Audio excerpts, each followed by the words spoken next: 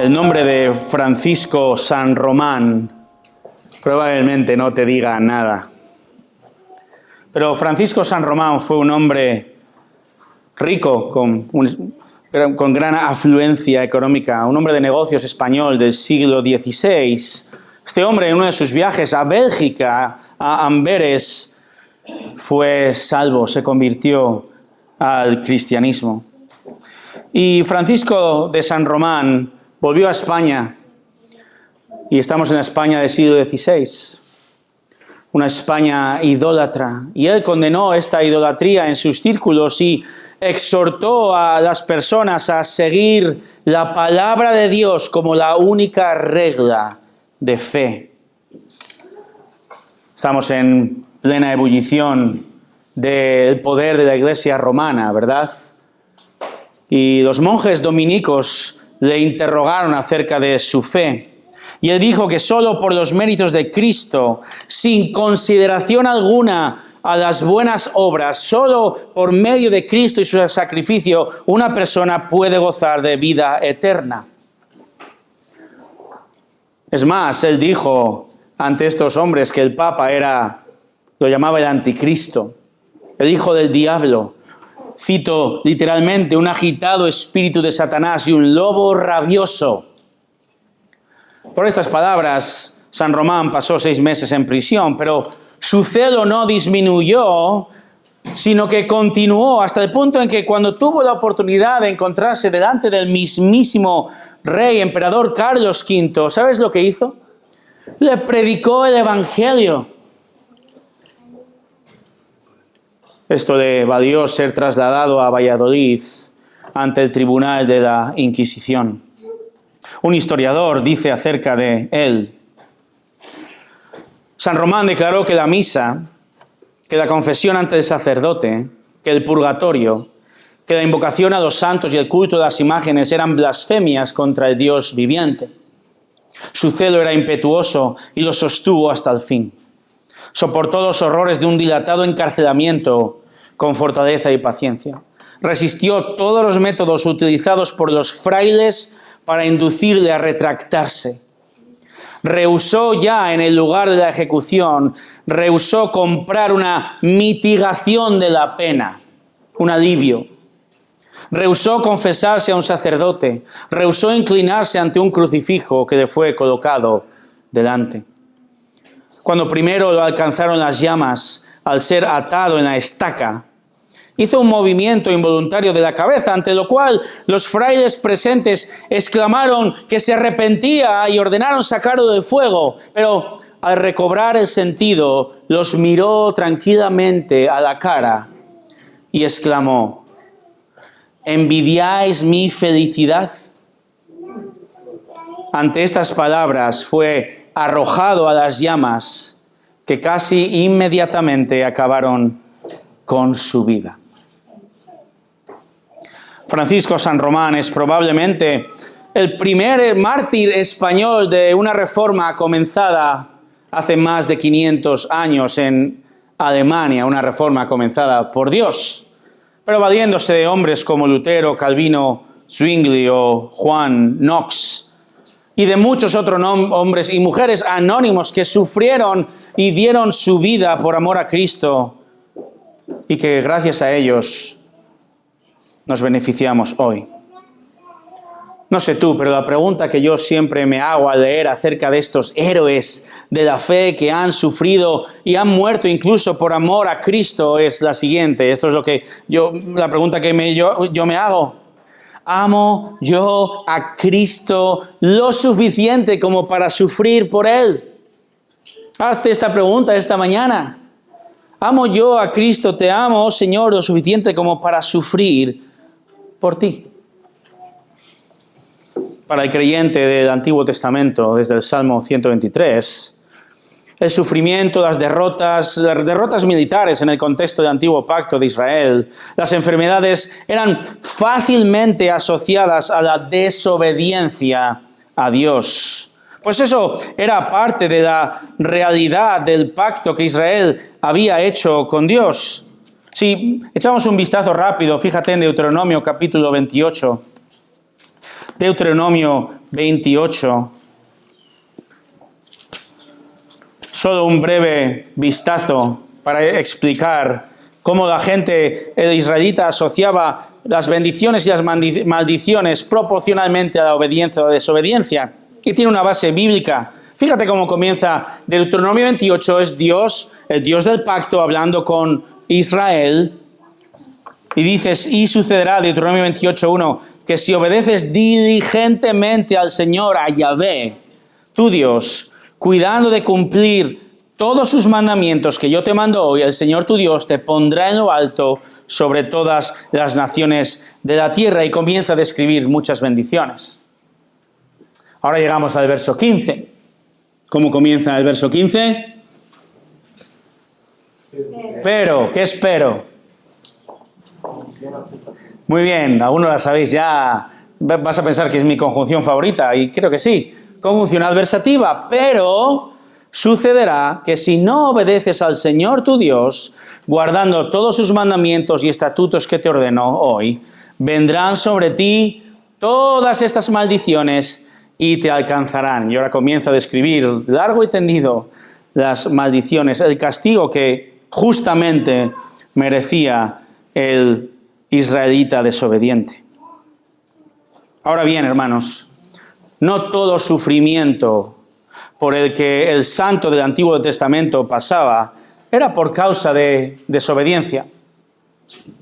Estaba meditando en el Salmo 44, y el Salmo 44 contiene 26 versículos que son un poco desconcertantes, porque el salmista está desconcertado. El salmista escribe el Salmo 44 inmerso en la desesperación, aun y cuando, o debido a que ni él ni el pueblo de Israel habían pecado contra Dios de manera explícita. Y en medio del desconcierto, ante la falta de comprensión del creyente, ante el sufrimiento suyo y de la nación, el Salmo 44:22 nos da la clave. Por causa tuya nos matan cada día. Se nos considera como ovejas para el matadero.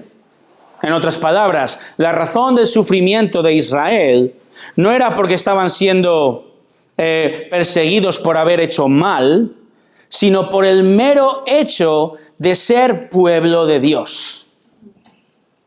En el contexto del Salmo y del Antiguo Pacto, las naciones enemigas atacaban a Israel, y el salmista interpreta este sufrimiento como algo que ocurre precisamente y simplemente porque Israel es el pueblo de Dios. Por eso el problema es tan grave. Si hubieran sido idólatras en ese momento, la explicación sería sencilla, pero ellos afirman haber permanecido fieles. Pablo toma prestado precisamente este versículo y escribe literalmente en Romanos 8:35 lo siguiente: ¿quién nos separará del amor de Cristo? ¿Tribulación o angustia o persecución o hambre o desnudez o peligro o espada? 36, tal como está escrito: por causa tuya somos puestos a muerte todo el día, somos considerados como ovejas para el matadero. En el contexto de Romanos, Pablo escribe porque el creyente puede seguir identificando su sufrimiento como que Dios me ha abandonado. La respuesta de Pablo en Romanos 8 es: de eso nada. Sufrimos por el mero hecho de ser hijos de Dios. Por eso él cita y aplica al creyente que sufre persecución por seguir a Cristo, ya en el contexto de Roma. El sufrimiento del justo no demuestra el abandono de Dios, hermanos. Todo lo contrario, muy a menudo. Precisamente porque pertenecemos al pueblo de Dios, podemos llegar a sufrir. De hecho, sufrimos. Un soldado no recibe disparos porque sea un criminal o porque haya traicionado a su país. Precisamente recibe disparos porque lleva el uniforme correcto, dice un comentarista. El enemigo lo identifica como perteneciente al bando contrario y por esa razón lo ataca, ¿verdad? Así ocurre con el cristiano. Por ser meramente discípulo de Cristo, El Señor ya se lo dijo a sus discípulos, Juan 16:33, en el mundo tenéis aflicción. Ahora, la esperanza para el creyente, hermano y hermana, es que en medio del sufrimiento por causa de ser servidor y discípulo de Cristo, hoy podemos tener la certeza de que nada ni nadie podrá separarnos del amor de Dios, ni siquiera nosotros mismos, con nuestras dudas, con nuestras sombras, con nuestra desesperación y nuestro pecado. Podemos tener la certeza de que en medio del sufrimiento por causa de Cristo podemos y debemos acudir a Él. Y esto es precisamente lo que el salmista en el Salmo 123 está haciendo. Un salmo breve. Un salmo donde el autor expresa vívidamente su sufrimiento y ¿qué hace? Clama a Dios por ayuda. Y por eso en esta mañana quisiera que extraigamos el oro de este salmo. Vamos a extraer dos exhortaciones para perseverar en medio del sufrimiento por la causa de Cristo. Hermano y hermana, que sin otra cosa salgas de esta reunión con la firme convicción y certeza de perseverar en medio de tu sufrimiento que viene por cualquier razón, pero especialmente desde el texto, por ser discípulo de Cristo. La primera exhortación es así de sencilla de decir y tan difícil de hacer. No te canses de confiar. Hermano, hermana, no te canses de confiar. Esto nos lleva a la pregunta siguiente. ¿Qué es sufrir por Cristo? ¿Qué es sufrir por Cristo? Sufrir por Cristo, hermano, hermana, es anteponer tus intereses a los suyos. Es poner su gloria, es poner su nombre, es poner su honra, es poner su persona, es poner su voluntad por encima de la nuestra. Aunque esto cueste insultos, quizá, persecución, críticas, oprobio, dolor, malas miradas, abandono, incluso, como hemos visto, incluso, como ocurre hoy día, la muerte. ¿A quién le gusta sufrir? Que levante la mano al que le guste sufrir. Bien. A nadie nos gusta sufrir. Y además vivimos en una sociedad que rechaza por completo el sufrimiento, ¿verdad? A nadie. Pero si tenemos que sufrir, suframos por nuestro Señor Jesucristo. Y en los primeros 2 versículos encontramos la primera exhortación a perseverar si sufrimos por amor a Cristo. La exhortación de no cansarnos, no dejar de confiar. A ti, dice el verso 1, levanto mis ojos, oh tú que reinas en los cielos. Nos encontramos con un creyente que está caminando hacia Jerusalén, está caminando para adorar a Dios, ese es el contexto. No sabemos por qué, pero se encuentra en un profundo estado de sufrimiento a causa del desprecio, a causa de la persecución, del escarnio de sus enemigos, como veremos en los versículos 3 y 4. Pero en medio de este estado, ¿qué está haciendo él? Confía en el Señor. Verso 1. A ti levanto mis ojos, oh tú que reinas en los cielos. Él reina en los cielos, pero Dios no es un Dios ajeno al sufrimiento. Amén. Él confía, el salmista confía que Dios es el soberano del universo. En aquel momento, el salmista está caminando hacia el templo. Recordemos, estamos en el antiguo pacto. El antiguo pacto, el templo era el lugar donde Yahvé, donde el Señor mostraba su presencia a Israel y a las demás naciones. Pero nuestro creyente sabía bien que Dios es infinitamente mayor y más poderoso que cualquier nación, que cualquier enemigo. Y por eso, en señal de sumisión y confianza, levanta sus ojos, dice, y reconoce que Dios es el Rey de todo y solo es a Él a quien quiere acudir. Hermano, hermana, Dios es Rey en medio de tus sufrimientos. Él es soberano en medio de tus dificultades. Él es tu Señor. Él es tu Padre. Y tú eres su hijo, su hija. Él no te va a abandonar.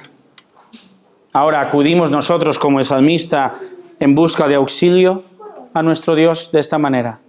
El salmista habla metafóricamente, dice que levanto mis ojos. Él dice, te miro a ti, Señor. Quizá nosotros hoy bajamos nuestros ojos en petición de ayuda, ¿no? A veces miramos para arriba, pero el Señor está arriba, está abajo, ¿verdad? El Señor es omnipresente. Nosotros hoy día quizá bajamos nuestros ojos en petición de ayuda, en oración. Miramos al Rey con nuestros ojos espirituales, agachamos nuestra cabeza en oración sometida y confiada en el Señor.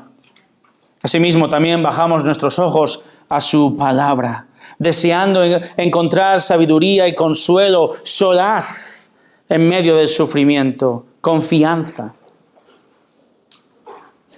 Fíjate, está la sumisión y la confianza del salmista, que en el versículo 2 las compara con la sumisión y la confianza del esclavo con su dueño. Fíjate lo que dice el texto.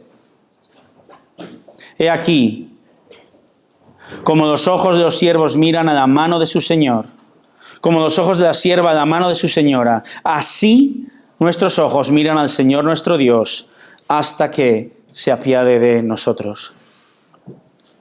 El salmista está comparando la relación de un esclavo con su Señor y tengo que aquí aportar una nota a pie de página, porque estos versículos no implican una defensa de la esclavitud, sino son una forma de expresar que la dependencia y que la sumisión del creyente a Dios no debería ser inferior que la del más obediente siervo a su Señor o a su jefe terrenal.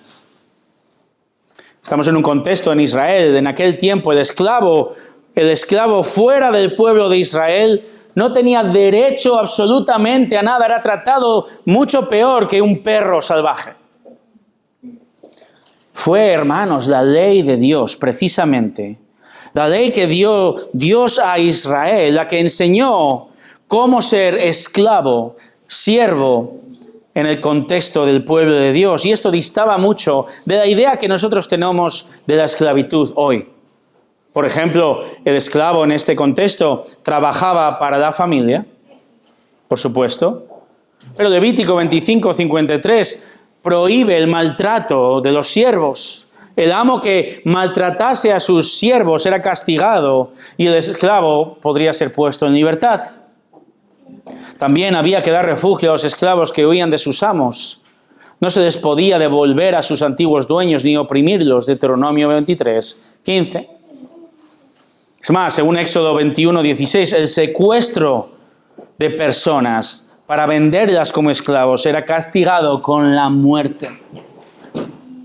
Esta disposición y otras relativas a la esclavitud no existía en ninguna de las naciones que rodeaban a Israel. Y este es el contexto en este salmo, donde el autor toma la imagen del esclavo que espera con confianza y misericordia al Señor, a su Señor en este caso, a su dueño. Y si estos esclavos podían esperar paciencia y misericordia y ayuda de sus dueños terrenales, la pregunta es, ¿cuánto más puede esperar el creyente del Señor verdadero? El cristiano levanta sus ojos a su Señor, a su Rey Todopoderoso, con confianza en medio del sufrimiento. Dice el texto, verso 2, segunda parte, hasta que se apiade de nosotros. El creyente espera.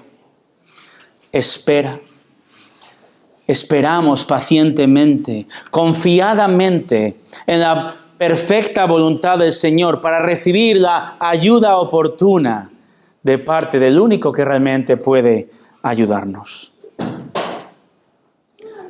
Hace ya bastantes años estábamos como familia visitando a otra familia en la zona norte de California, en las montañas del norte de California.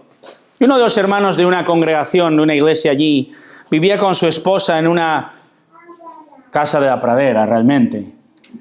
Una casita en lo alto de la montaña. Y ahí mis hijos se lo pasaron en grande entre gallinas, cerdos, cabras y tractores. Pero una escena me encantó. Los dueños, estos pastores, agricultores, tenían un perro pastor.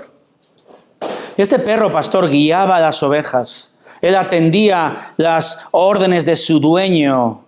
Y era increíble ver cómo el perro esperaba pacientemente echado, literalmente mirando la mano de su dueño, para entonces obedecer y en su caso recibir el premio por su obediencia. No quiero llamaros perros, queridos hermanos y hermanas, pero si un perro puede ser educado para hacer esta tarea obedientemente, nosotros indudablemente hemos de crecer en paciencia y en sumisión a nuestro Señor, especialmente en momentos de dificultad. ¿Cómo podemos reaccionar ante una prueba? ¿Cómo puedes reaccionar ante el sufrimiento? Especialmente cuando el sufrimiento llega por ser discípulo de Cristo. Se encuentran aquí los que quieren solucionar el problema por sus propios medios, ¿verdad? Quizá más de uno ahora sí levantaría la mano. No contamos con el Señor en primera instancia cuando llega la prueba. También están los que se ven tentados a realizar concesiones para no tener que sufrir tanto debido a sus aparentes convicciones. ¿A qué me refiero con esto? Quizá somos tentados a hablar menos de Jesús a los vecinos o en nuestro puesto de trabajo, para no ser apuntados con el dedo o recibir las consecuencias de nuestra fe. Quizá también seamos tentados, hermanos, en el contexto aún de la iglesia, a no confrontar con paciencia y amor el pecado objetivo y bíblicamente demostrable del hermano que tenemos al lado. Otros son tentados a pensar que sufrir por Cristo no merece la pena, que realmente somos víctimas, en lugar de ver el sufrimiento por nuestra fe en Cristo como algo digno. ¿Recuerdas los discípulos, ahora que estamos en Hechos? Ya pasó bastante tiempo desde el capítulo 5 de Hechos, verso 41, pero recuerda cómo los discípulos, dice, salieron de la presencia del concilio, atención, regocijándose de que hubieran sido tenidos por dignos de padecer afrenta por su nombre, dignos de sufrir por Cristo, regocijándose a pesar de la situación a su alrededor. ¿Cómo reaccionamos, pues, hermanos? El salmista nos da la clave: no te canses de confiar en Dios. Confía en Él y persevera. Hermanos, si tenemos que sufrir, suframos por Cristo. Suframos por ser distintos al resto. Perseveremos tomando decisiones acordes con su voluntad revelada. Confiemos en el Señor, aun si las consecuencias son difíciles. Ahora, el enemigo de nuestro salmo aparentemente es un enemigo físico. Y nosotros en este contexto en España podemos sí llegar a sufrir más o menos por causa de compañeros de trabajo, ¿verdad? Amigos, cónyuge, quizá tu cónyuge que no es creyente. Indudablemente podemos ser vituperados, difamados, aún perseguidos, no de la manera que otros hermanos en Cristo en otros países, pero podemos recibir, ¿verdad?, oprobio por causa de Cristo. Y hemos de estar atentos y perseverar. Pero hay un enemigo que habita en nosotros mismos. Se llama pecado. ¿Qué hay de nuestro propio pecado? Estamos dispuestos, hermanos, a luchar. Estamos dispuestos a sufrir contra nuestras actitudes y decisiones pecaminosas. Porque, en última instancia, ¿contra quién luchamos? ¿Contra quién hemos de sufrir? No sufrimos ni luchamos contra carne ni sangre, sino contra principados, potestades, los poderes de este mundo de tinieblas, huestes espirituales de maldad en las regiones celestes. Entonces luchemos, suframos por amor a Cristo, en primera instancia, en contra de nuestro propio pecado y nuestra tendencia pecaminosa. Venga de la forma que sea, por medio de tentaciones, personas, sea lo que sea que nuestra propia, como dice Santiago, concupiscencia, deseo pecaminoso, tenemos delante, o Satanás nos pone por delante, como hemos cantado, ya sea venga la prueba o me tientes, Satán. La pregunta perdura, ¿amamos a Cristo lo suficiente como para estar dispuestos a sufrir por Él, sea un enemigo físico, sea un enemigo espiritual? Esta pregunta he tenido que meditar en ella en estos días, especialmente como veíamos antes estudiando el Salmo 44 y este Salmo 123. Y he de decir, hermanos, y confesar que la respuesta me avergüenza.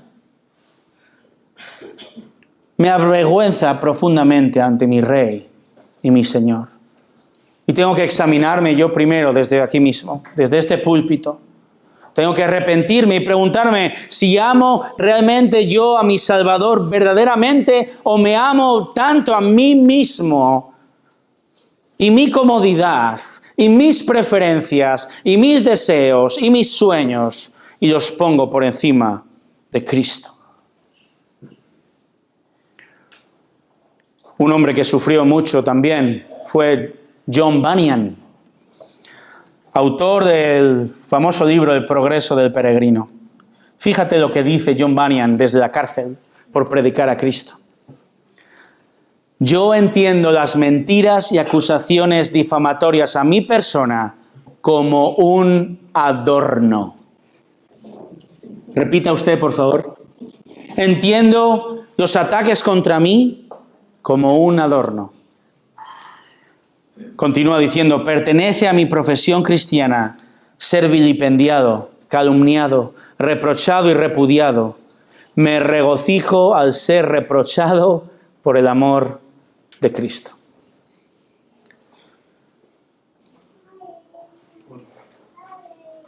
Que el Señor me dé este amor por Él.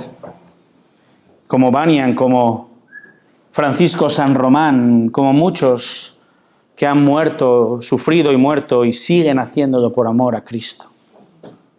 Y si esta también es tu situación, porque no estoy solo aquí, medita y ora conmigo para crecer en tu amor por Cristo más que todas las cosas y a todas las personas de este mundo. Y decir como Pablo precisamente en prisión, Filipenses 1:9, se nos ha concedido por amor a Cristo algo muy bueno, creer en Él, y algo en principio no tan bueno, pero con los ojos de la fe muy bueno, que es sufrir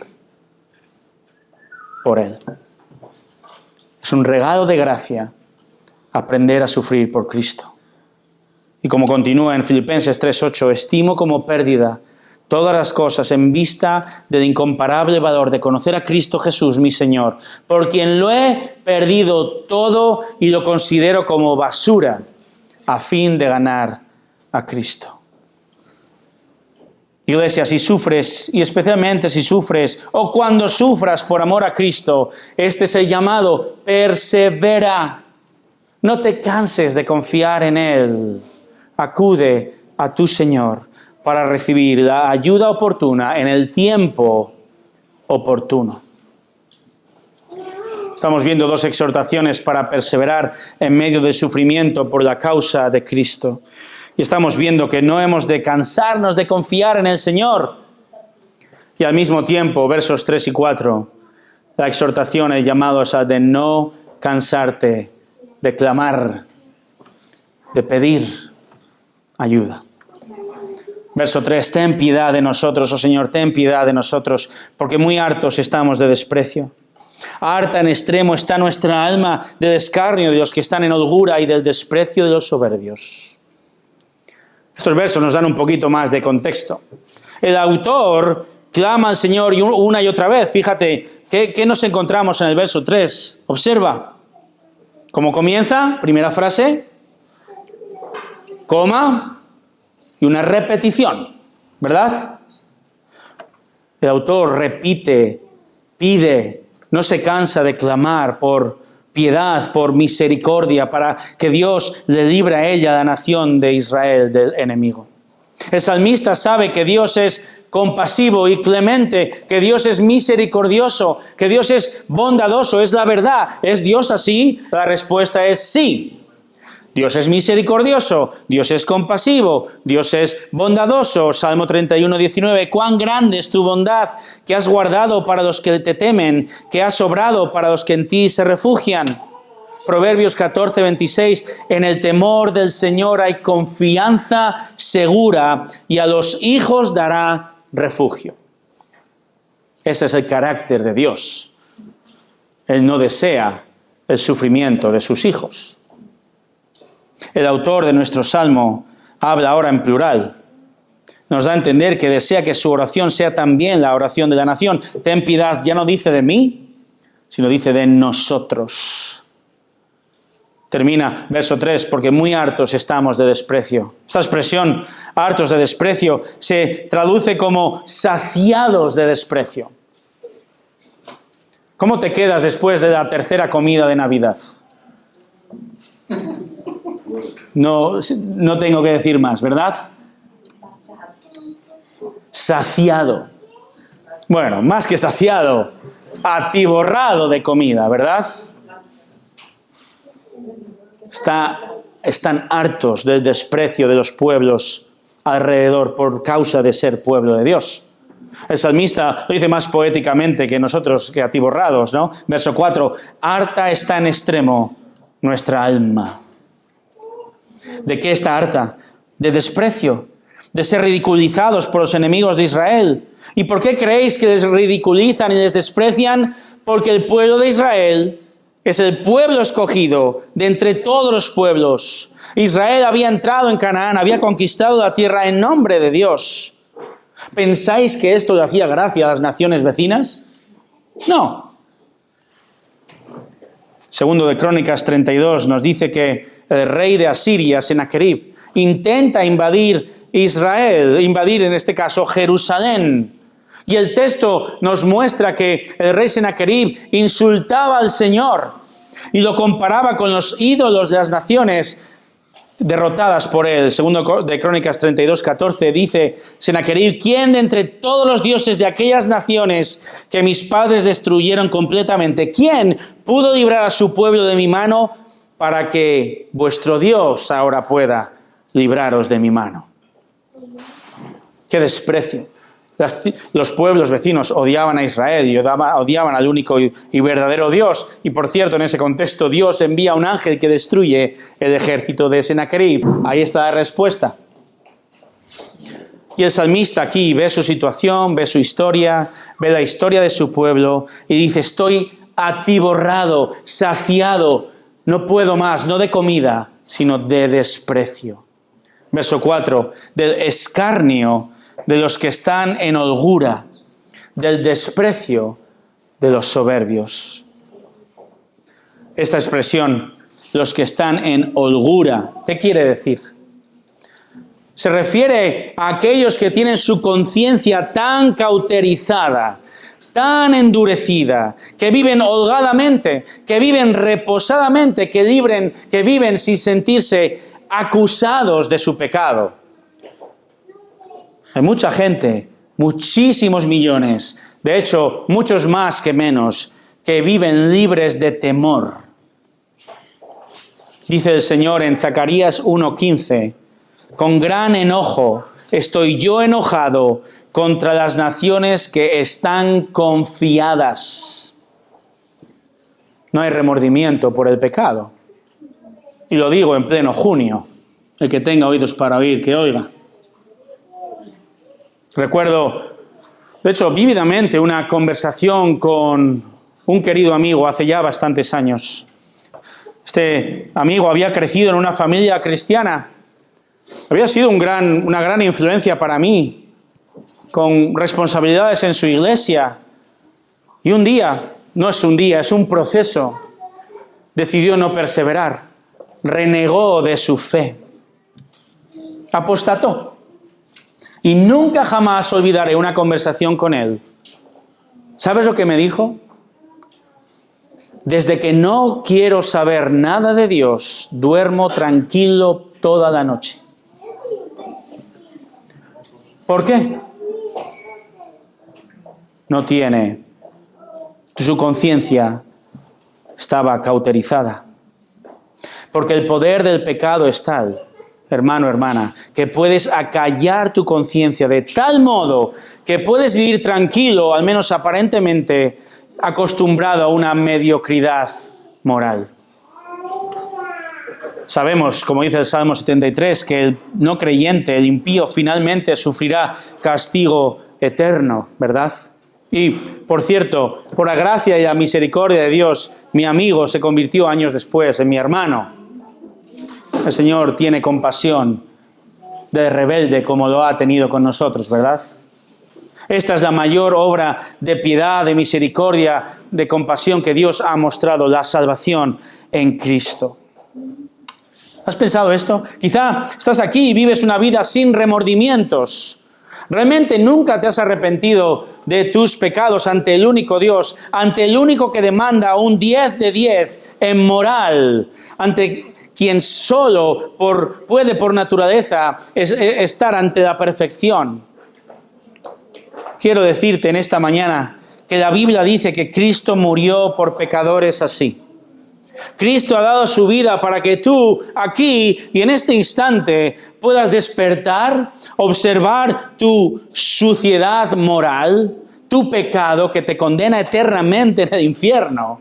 No lo digo yo, lo dice Dios. Pero al mismo tiempo puedes acudir a Cristo en busca de perdón, sin que tú tengas que hacer nada a cambio.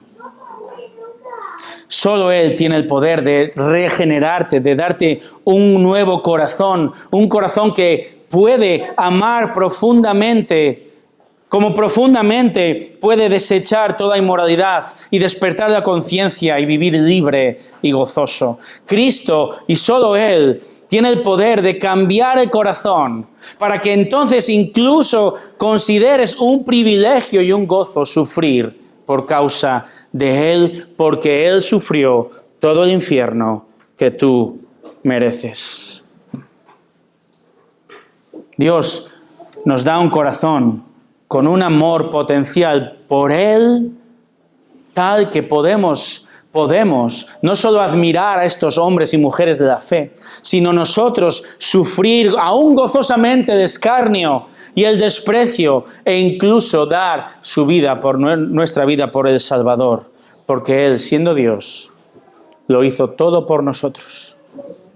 Dice 1 de Pedro 2:21, en una carta precisamente dirigida a hermanos sufriendo, que Cristo sufrió por vosotros, dejándoos ejemplo para que sigáis sus pisadas. Tenemos, hermanos, una salvación que ni aun el último y más poderoso recurso del pecado, aún más que el sufrimiento que es la muerte, nadie puede vencer nuestra salvación, ya que Cristo venció resucitando de aquella tumba. Por eso el morir es ganancia. Por eso somos llamados a no temer aún en medio del sufrimiento por Él. Por eso somos exhortados a perseverar, a no cansarnos de confiar, a no cansarnos de clamar constantemente como aquella viuda del juez, perseverando, pidiendo ayuda. Este es el Salmo. Un salmo escrito en medio de circunstancias difíciles. Pero un salmo que comienza con el versículo 0. ¿Sabes cuál es el versículo 0 de este salmo? Cántico de ascenso gradual, que nos recuerda algo. Que aún en medio de esta hostilidad, en medio de la prueba, en medio del sufrimiento, en medio de la desesperación, en medio de la amenaza de muerte, fíjate ahora en el verso 0. El sufrimiento del creyente no le frena de acudir a adorar a Dios, de cantar un salmo de queja santa, de abrir su corazón ante el sufrimiento, pero de adoración al único que puedes librarle de él. Por tanto, en medio de tu sufrimiento, canta al Señor, alaba al Señor. Él es el Señor sobre tu dolor. Él es el Señor sobre tus circunstancias. Él es tu Rey. Y nosotros somos llamados, como también vimos hace no tanto, Pablo, Silas, confiando en la cárcel, clamando al Señor, incluso cantando himnos en medio de la prisión y del cepo por causa de Cristo. Y hermanos, puede que nosotros no seamos liberados. ¿Sabes qué? Puede ser que suframos hasta el fin. El Señor no promete un final feliz en esta vida. Hollywood es Hollywood. Puede que muramos como los muchos mártires a lo largo de la historia, pero eso será ganancia, porque estaremos entonces sí con nuestro Rey y Salvador, en quien hemos confiado y hemos perseverado. Hermanos, el Señor nos está pidiendo algo inaudito. Cristo demanda algo antinatural. Exige vivir de manera tal, con tal obediencia, que entonces pensemos, decidamos, hablemos, rechacemos, aceptemos como Él piensa, como Él decide, como Él habla, como Él rechaza y como Él acepta. Y esto solo es posible si tú y yo transformamos día tras día nuestra mente empapándonos de la verdad de su palabra. Porque nosotros corremos un gran riesgo. Nosotros también, como dice el verso 4, podemos vivir en holgura. Aún como cristianos, corremos el tremendo riesgo de vivir en un estado de complacencia, satisfacción en medio de una vida cristiana mediocre, de ser cristianitos de banquitos del domingo y ateos entre semana. Y esto, hermanos, nos conduce a la complacencia, a la autosatisfacción, al conformismo, a la despreocupación, a la apatía. Nos conduce a la tibieza, nos conduce al adormecimiento espiritual, nos conduce a una falsa tranquilidad, a una indiferencia y a un reposo carnal. Imagínate un soldado así. Ya perdió la batalla antes de comenzar. El sufrimiento, el peligro, el riesgo es parte inherente de la descripción de trabajo del soldado, ¿verdad? Es parte de la descripción de trabajo del bombero, del guardacostas, del minero, del rescatador. El sufrimiento, hermanos, es parte inseparable del cristiano. Salmo 44, 22, de nuevo. Por causa tuya nos matan cada día. Se nos considera como ovejas para el matadero. Juan 16, en el mundo tenéis aflicción, porque me odiaron a mí primero, os odiarán a vosotros también. Y si te has cansado, y si estás tentado a dejar de perseverar, de morir a ti mismo cada día, de morir a tu carne, si estás coqueteando con dejar de sacrificarte gozosamente por Cristo y por tu iglesia, y si solo vives buscando tu propia comodidad, estás perdiendo. Y la amonestación de Cristo es que abandones inmediatamente tu pereza y desidia espiritual. Le ames, porque Él te amó primero y dio su preciosa y perfecta vida, y lo demuestres con crecimiento, con fruto, con disciplina diaria y piadosa para la piedad. Y eso se verá sin ninguna duda si estás dispuesto a recibir presión y ataques y malas caras y respuestas cuando hablas de Cristo y vives como Cristo allí en el lugar que Dios te ha colocado. Así que ánimo, soldado, ánimo, levántate Levantémonos del sofá, sea físico o espiritual. Mira a Cristo, ámale, esfuérzate por Él, sigue sus pisadas y proclámale. Y quién sabe, quizá tu perseverancia y sufrimiento por Cristo sea usado por Dios ahora y en el futuro. Como otro reformador llamado Juan Hus, un creyente del reino de Bohemia, actual República Checa. Hus fue condenado a la muerte en la hoguera por herejía. ¿Sabes cuál fue la herejía? Enseñar que la cabeza de la iglesia es Cristo y no el Papa. Enseñar que la palabra es la autoridad final. Enseñar que las indulgencias, la compra del perdón, no es verdad.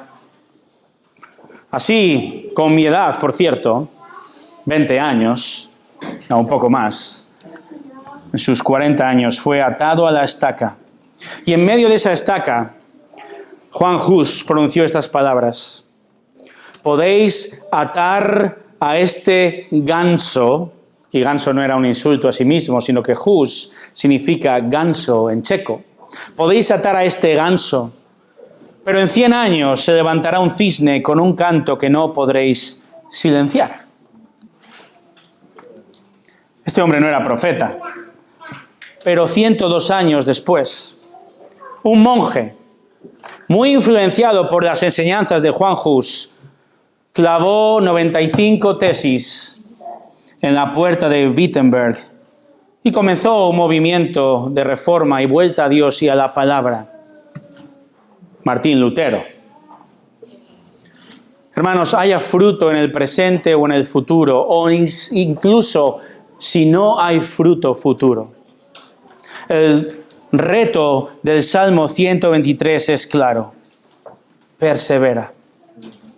Sufre por Cristo. No te canses de confiar.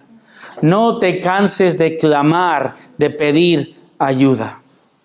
Y así, y solo así, que la gloria de nuestro sufrimiento sea solo para Él. Vamos a orar.